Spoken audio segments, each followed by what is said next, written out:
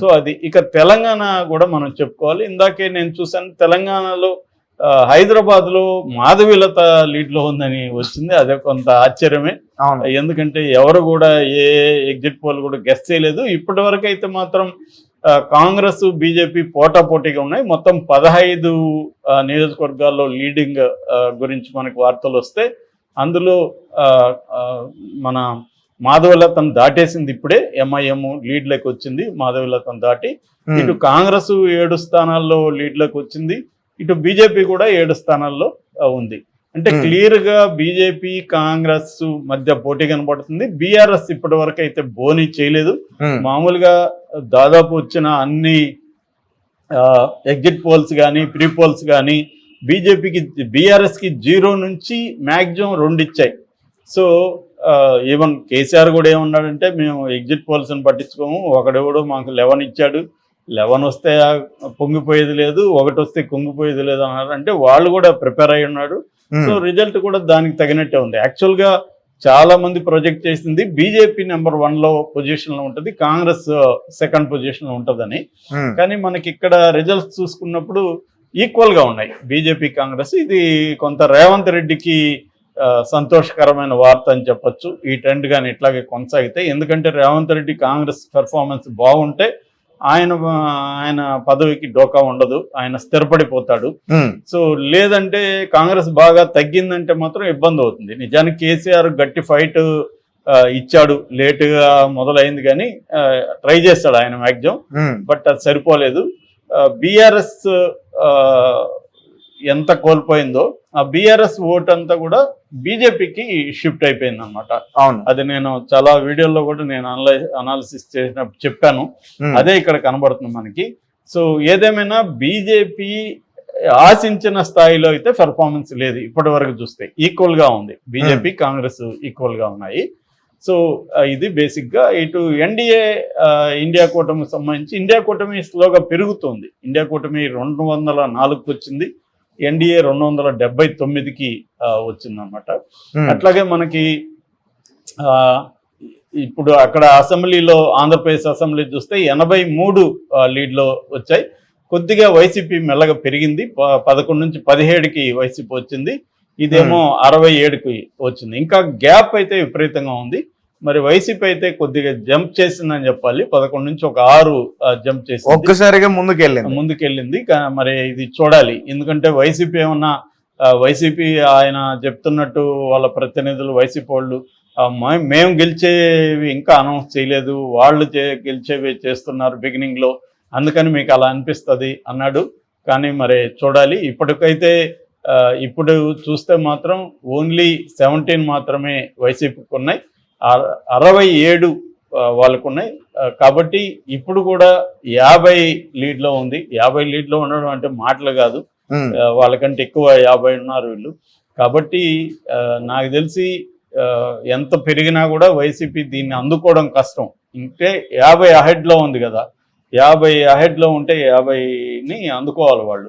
Sir అలాగే మంగళగిరి ముఖ్యంగా లోకేష్ గారు లాస్ట్ టైం అక్కడ మనం ఓడిపోవడం చూసాం.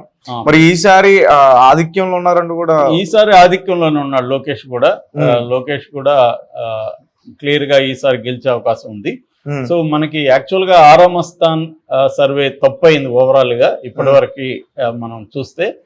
బట్ ఆరామస్థాన్ ఒక విషయంలో కరెక్ట్ అయింది, అదేంటంటే పవన్ కళ్యాణ్ గెలుస్తాడని చెప్తున్నాడు, తర్వాత చంద్రబాబు గెలుస్తాడని చెప్తున్నాడు, నందమూరి బాలకృష్ణ గెలుస్తాడని, నారా లోకేష్ గెలుస్తాడని, పురంధేశ్వరి గెలుస్తుందని, జగన్ గెలుస్తాడని ఇవన్నీ చెప్పాడు. అది కరెక్ట్ గానే ఉంది. జగన్ లీడ్ లో ఉన్నాడు, తర్వాత పురంధేశ్వరి లీడ్ లో ఉంది, లోకేష్ లీడ్ లో ఉన్నాడు, పవన్ కళ్యాణ్ లీడ్ లో ఉన్నాడు. సార్ అలాగే ఆరామస్థాన్ ముఖ్యంగా ఈ వైఎస్ఆర్సీపీ ఎవరైతే ఉన్నారో ఇప్పుడు మంత్రులుగా రోజా గాని, నాని గారు గాని, వల్లంనేని వంశీ గాని, వీళ్ళందరూ కూడా మాక్సిమం ఓడిపోయే అవకాశాలు ఎక్కువ ఉన్నాయి అన్నాడు. ఇప్పుడు మనం చూసుకుంటే కనిపిస్తుంది వాళ్ళందరూ కూడా వెనకంజలో ఉన్నారు. ఇప్పుడు క్లియర్ గా మనకి ఇప్పటికి కూడా గోరంట్ల బుచ్చయ్య చౌదరితో స్టార్ట్ అయింది, ఆయన లీడ్ లో ఉన్నాడు. ఆ తర్వాత రోజా దీంట్లో ఉంది, రోజా ఓడిపోయే కండిషన్ లో ఉంది. అక్కడ భానుప్రకాష్ లీడ్ లో ఉన్నాడు. తర్వాత ఏమో నువ్వు అన్నట్టు గుడివాడలో నాని కూడా వెనకబడి ఉన్నాడు. సో అట్లాగే విజయవాడలో నానిలో ఇద్దరు నాన్నల మధ్య చిన్ని నాని వీళ్ళిద్దరి మధ్య అన్నదమ్ముల మధ్య వారిలో చిన్నినే డామినేషన్ లో ఉన్నాడు. సో మనకి పార్లమెంట్కి వచ్చేసరికి 12 మొత్తం లీడ్లకు వచ్చాయి. అందులో టీడీపీ, బీజేపీ, జనసేన 10 లీడ్లో ఉన్నాయి. వైసీపీ 3 వచ్చింది. అంటే కొత్తగా వైసీపీ ఒక లీడ్లోకి వచ్చింది పార్లమెంట్లో. ఏదేమైనా అదే రేషియోలో మనకు కనబడుతుంది. పార్లమెంట్లో చూసుకుంటే ఓవరాల్గా 10 వస్తే 3 మాత్రమే వైసీపీ ఉంది, మిగతా 7 కూటమి ఆధిక్యంలో ఉంది. అందులో కూడా టీడీపీ డామినెంట్గా కనబడుతుంది.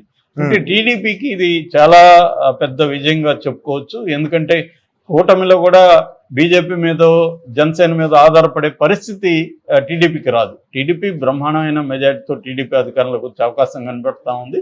అందువల్ల ఏమవుతుందంటే చంద్రబాబుకి బ్రహ్మాండమైన కంట్రోల్ ఉండే అవకాశం ఉంది కూటమి మీద.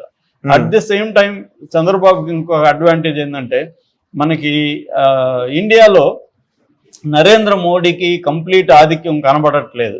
ఎందుకంటే ఇండియా కూటమి 266 ఉంది. సారీ, ఎన్డీఏ కూటమి, ఇండియా కూటమి 217కి పెరిగింది. కాబట్టి అబ్సల్యూట్ మెజారిటీ లేనప్పుడు ఏమవుతుందంటే మోడీ చంద్రబాబు మీద డిపెండ్ అవ్వాలి. ఎందుకంటే ఎన్డీఏ కూటమిలో బలమైన పార్ట్నర్స్ లేరు మనకి. సో అందువల్ల ఎందుకంటే మనకి శివసేన, అజిత్ పవార్ గ్రూపులు కావచ్చు, తర్వాత NCP, Shiv Sena Shinde group, NCP Ajit Pawar group. So వీళ్ళు దీని తర్వాత ఇంక చంద్రబాబే మనకి. సో మేజర్ పార్ట్నర్ చంద్రబాబు అవుతాడు. కాబట్టి చంద్రబాబుకి ఇక్కడ ఆల్రెడీ ఇప్పుడు 9 పార్లమెంట్ స్థానాల్లో లీడ్లో ఉంది టీడీపీ. సో ఓన్గా టీడీపీకి కానీ ఒక 10 దాటితే ఖచ్చితంగా మోడీ దగ్గర చంద్రబాబు ఇన్ఫ్లుయెన్స్ అక్కడ పెరిగే అవకాశం ఉంది. ఎందుకంటే ఎన్డీఏ కూటమి సపోర్ట్తోనే గవర్నమెంట్ ఫామ్ చేసే పరిస్థితి వస్తే మాత్రం ఖచ్చితంగా మోడీ చంద్రబాబు మీద డిపెండ్ అయ్యే అవకాశం ఉంది. ఆ మేరకు చంద్రబాబుకి అక్కడ ఒక చక్రం తిప్పే అవకాశం ఉంది. ఆల్రెడీ ఏంటంటే మనకి ఎన్డీఏ కన్వీనర్గా కూడా చంద్రబాబును పెడతారేమో అని కూడా అన్నారు. కానీ ఆ స్టేట్ వస్తుందా, అది ఎప్పుడు వస్తుందంటే అసలు ఎన్డీఏ కూటమికి కూడా మెజారిటీ రానప్పుడు, అప్పుడు ఇతరుల నుంచి లాక్కోవాలి సీట్లు. సార్, పిఠాపురంలో పవన్ కళ్యాణ్ గారు ఇప్పటి వరకు 7,352 ఓట్లతో లీడింగ్ లో ఉన్నారంటూ కూడా ఇప్పుడు చూస్తున్నాం. అవును, పిఠాపురం క్లియర్ గా యాక్చువల్ గా మధ్యలో పిఠాపురంలో వంగ గీత వస్తుంది, పవన్ కళ్యాణ్ ఓడిపోతాడని కూడా వార్తలు వచ్చాయి. అయితే మెల్లమెల్లగా బెట్టింగ్లు పవన్ కళ్యాణ్ మీద బెట్టింగ్లు బాగా పెరిగాయి. ఆ రకంగా తీసుకున్నప్పుడు పవన్ కళ్యాణ్ మంచి మెజార్టీతోనే గెలిచే అవకాశం ఉంది. ఈవెన్ ఆరామస్తాన్ కూడా పవన్ కళ్యాణ్ మంచి మెజార్టీతో గెలుస్తాడని తను చెప్పాడు. ఆ విషయం అయితే కరెక్ట్ అయింది. సో ఓవరాల్ గా వైసీపీ లీడ్ అనేది 17 నుంచి 15 పడిపోయింది, మళ్ళీ తగ్గిపోయింది. ఇదేమో పెరిగింది, 79కి లీడ్కి వెళ్ళిపోయినాయి. సో క్లియర్ గా మనకి వైసీపీ తగ్గుతూ వస్తుంది, టీడీపీ కూటమి పెరుగుతూ వస్తుంది. అందులో జనసేన కూడా 9 నుంచి 11కి వెళ్ళింది. సో క్లియర్ గా జనసేన కూడా ఒక 15 వరకు వస్తుందా అన్న ఫీలింగ్ అయితే కనపడుతుంది. నుంచి 65 తేడా వచ్చేసింది. సో ఇది గ్యాప్ బాగా పెరిగిపోతుంది. వైసీపీకి కూటమి మధ్య గ్యాప్ అనేది బాగా పెరిగిపోతుంది. 65 ఉంది ఇప్పుడు గ్యాప్, అది పెరుగుతుంది క్షణానికి. ఇప్పుడు 83కి వెళ్ళిపోయింది, 80 నుంచి 83కి టీడీపీ కూటమి వెళ్ళిపోయింది. వైసీపీ ఇంకా 15లోనే ఉంది. సో ఇక్కడ క్లియర్గా బీజేపీ కంటే కూడా జనసేనకి ఎక్కువ వచ్చేట్టు ఉంది. బీజేపీ 10లో 3 ఉన్నాయి లీడ్లో, అదే జనసేనకి 21లో 11 ఉన్నాయి. అంటే ఆల్మోస్ట్ 50% కంటే ఎక్కువ ఉంది జనసేనకి. ఈవెన్ పార్లమెంట్ సీట్లో 2లో 1 జనసేన ఉంది. బీజేపీ తీసుకుంటే మనకి 1 ఉంది 6లో. అంటే క్లియర్గా అది కూడా పురంధేశ్వరది. క్లియర్గా ఏంటంటే మనకి బీజేపీకి తెలుగుదేశం జనసేన ఓటు ట్రాన్స్ఫర్ అంత అవ్వలేదేమో అన్న ఇది కలుగుతుంది ఇప్పటి వరకు చూస్తే. అవును. అంటే ఇటు జనసేన తెలుగుదేశం ఓటు పరస్పరం ట్రాన్స్ఫర్ అయినట్టుగా మనకి అర్థమవుతుంది. కానీ బీజేపీకి తెలుగుదేశం ఓటు కానీ జనసేన ఓటు కానీ బీజేపీకి పడలేదు. అంటే బీజేపీ వ్యతిరేకత కొంత పనిచేస్తున్నట్టుగా కనబడుతుంది.